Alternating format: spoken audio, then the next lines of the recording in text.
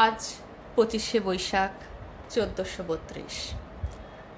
1268 বঙ্গাব্দের 25শে বৈশাখ জোড়াসাঁকোর বিখ্যাত ঠাকুর পরিবারে জন্মগ্রহণ করেন মহর্ষি দেবেন্দ্রনাথ ঠাকুর ও সারদা দেবীর কনিষ্ঠতম পুত্র শ্রী রবীন্দ্রনাথ ঠাকুর। ক্রমে তিনি হয়ে ওঠেন বিশ্বকবি। 1913 সালে গীতাঞ্জলি কাব্যগ্রন্থের জন্যে সাহিত্যে নোবেল প্রাইজ পেয়ে তিনি হয়ে উঠলেন দেশ তথা এশিয়া মহাদেশের সর্বপ্রথম নোবেল প্রাপক।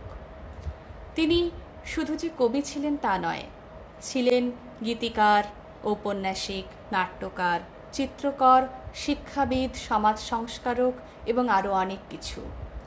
বাংলা ভাষাকে তিনি এক অতুলনীয় মর্যাদা স্থানে উন্নীত করে দিয়েছেন। আমরা তার জন্য গর্বিত এবং তার কাছে বিপুলভাবে ঋণী। আজ কবিগুরুর 164তম জন্মবার্ষিকীতে আমাদের শ্রদ্ধার্ঘ্য কবি পূর্ণেন্দু পত্রীর রবি ঠাকুর। ঝড়ের মাস বৈশাখ, ঋতুচক্রের গতানুগতিক জীবনযাত্রার ঘুম ভাঙিয়ে ধুলোর ধ্বজা উড়িয়ে ছুটে আসে সে। আগে আগে তাকে পথ দেখিয়ে চলে বিদ্যুৎ, তীব্র তার হাসির ছটা।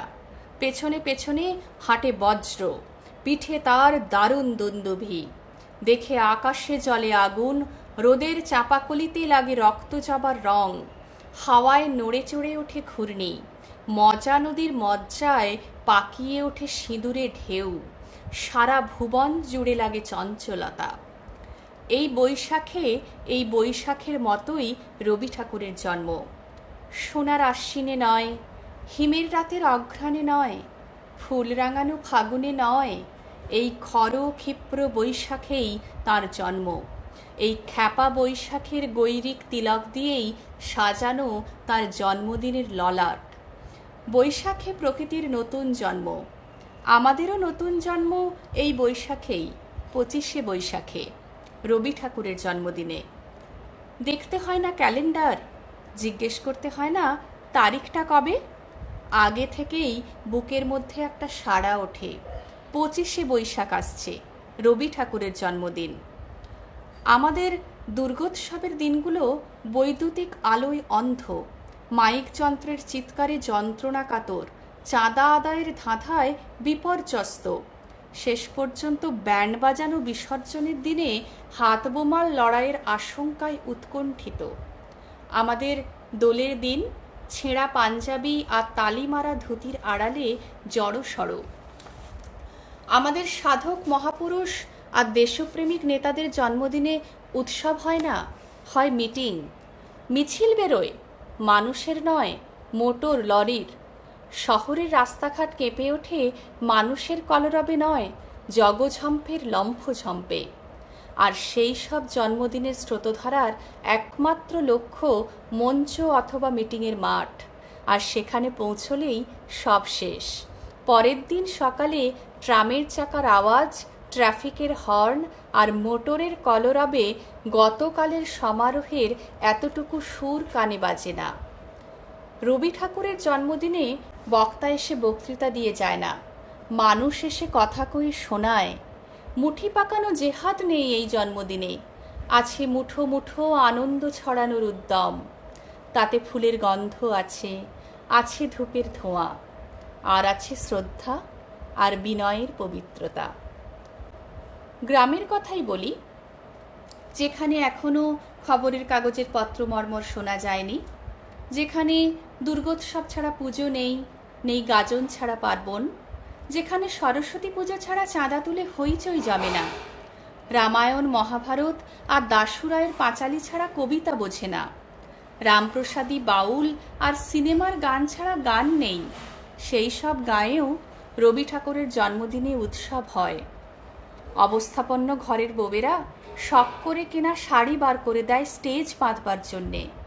হাওয়ার ঝটকায় বাঁশের গাঁটে লেগে ছিঁড়ে যাবে জেনেও দেয়। যে চাষি বরজ বাঁধবে বলে নতুন বাঁশ কিনে এনেছে, তাকে চাইলে সে বাঁশ বয়ে দিয়ে যায় নিজের কাঁধে। 4 বাড়ির তক্তপোষ জড়ো করে তৈরি হয় মঞ্চ, বিছানার চাদর চুড়ে চুড়ে পর্দা। কোথা থেকে কে যেন জোগাড় করে আনে রবি ঠাকুরের ছোট্ট একটা বাঁধানো ছবি, কুর্চি ফুলের মালার তলায় খানিক পরে সে ছবিখানা যায় হারিয়ে। ফুল পাড়তে গিয়ে গাছের ডাল থেকে পড়ে হাড় ভাঙে, বুনো ফল খেয়ে ভিড়মি লাগে, বকশিদের ফলের বাগানে মার খায় বিস্তর, জাম খায় আরো অনেক বেশি। সেই সব পাড়া জ্বালানো ছেলের পাল এসে হাজির হয় সেদিন। পেট্রোম্যাক্সের আলোয় ঝলমল করে ওঠে তাদের কচি কাঁচা দুষ্টু মুখগুলো। কেউ বুকে হাত রেখে বীরপুরুষ, কেউ মাকে লুকিয়ে চাঁপার ডালে ফুটে ওঠা শিশু ভোলানাথ, কেউ বা সোনার তরীর যাত্রী। উজ্জ্বল শ্যামবর্ণ, গলায় পুতির হার, পুতুল খেলা ছেড়ে সবে রঙিন শাড়ি ধরেছে, স্কুল ছেড়ে রান্নাঘরের খুন্তি। সেই সব ঘর পোষা নির্জীব মেয়েরাও ওই একটা দিনের জন্যে বাল্মীকির হঠাৎ গাওয়া নতুন ছন্দের মতো সবাইকে চমক লাগিয়ে দিয়ে পড়ে শোনায় নির্ঝরের স্বপ্নভঙ্গ। রাজার দুলাল ঘরের সম্মুখ পথ দিয়ে চলে যাওয়ার ব্যথায় কারো কারোর কণ্ঠস্বর কেঁপে ওঠে গাছের পাতার মতো শিরশিরিয়ে। পাড়ার বউ ছেলের কাছ থেকে অনুরোধ আসে, তাদের সেলাইয়ের কাপড়ে রবি ঠাকুরের কবিতা লিখে দিতে হবে। কি লিখব? কোন কবিতার কি লাইন? কাপড়ের ওপরে লেখা হয়ে চলে কবিতা। চারিদিকে নীলে লালে সবুজে হলুদে রঙিন ফুলের আলপনা, মাঝখানে খয়েরি রঙের সুতোয় রোজ দুপুরের না ঘুমোনো চোখে কাজের ক্লান্ত অবসরে লেখা হয়ে চলেছে সেই 4টি লাইন। উদয়ের পথে শুনি তার বাণী, ভয় নাই ওরে ভয় নাই, নিঃশেষে প্রাণ যে করিবে দান, ক্ষয় নাই তার ক্ষয় নাই। শুধু কি সূচি কাজে? না, জন্মদিনের পরেও এরম নানা রঙের সুতোয় বোনা হয়ে চলে রবি ঠাকুরের কবিতা।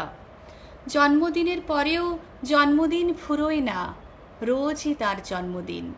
25শে বৈশাখ রোজই, প্রতিদিন, প্রতিনিয়তই তার সঙ্গে আমাদের চলাফেরা, মেলামেশা। আমাদের হাতের লেখা রবি ঠাকুরের, কথা বলার ভাষা রবি ঠাকুরের, আমাদের প্রেমের চিঠিতে রবি ঠাকুর, পরীক্ষার খাতায় রবি ঠাকুর, আমাদের গভীর আনন্দ, গোপন ব্যথার গান রবি ঠাকুরের, স্বদেশকে চোখের দৃষ্টি করে রাখার জাতীয়তাবাদ রবি ঠাকুরের, বিদেশকে চোখের সামনে দৃষ্টান্ত করে রাখার আন্তর্জাতিকতা রবি ঠাকুরের, আমাদের সংস্কৃতিকে মাটির কাছাকাছি পৌঁছে নিয়ে যাওয়ার সংকল্পে রবি ঠাকুর, আমাদের সভ্যতাকে দানবের হাত থেকে ছিনিয়ে নিয়ে আসার সংগ্রামে রবি ঠাকুর। আকাশে মাটিতে মনে এত যে বৃষ্টি পড়ে তার ছন্দ রবি ঠাকুরের, এত যে ফুল ফোটে তার গন্ধ রবি ঠাকুরের, তাই কোনো দিনই তার মৃত্যু নেই। কালের কালা পাহাড় এসে কোনো দিন যদি ভারতবর্ষ থেকে সমস্ত ঠাকুরের পুজোর প্রদীপ নিভিয়ে দিয়ে যায়, তবু একটি ঠাকুরের বেদি চিরকাল থাকবে মাটির সঙ্গে গাঁথা। কোন ঠাকুর? রবি ঠাকুর। রবি ঠাকুর। Thank you.